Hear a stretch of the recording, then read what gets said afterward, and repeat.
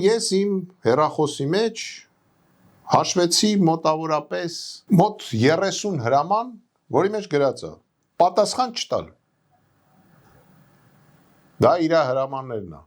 Ես ձեզ մի հարց ունեմ տալու։ Պատկերացրեք դուք զինվոր եք, նստած եք խրամատում։ Ձեզ ասում են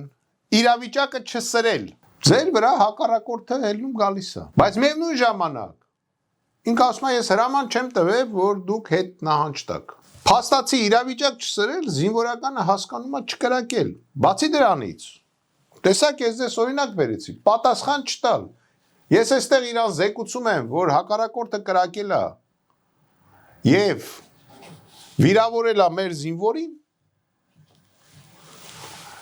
Ինքը ինձ պատասխանում է, պատասխան չտալ։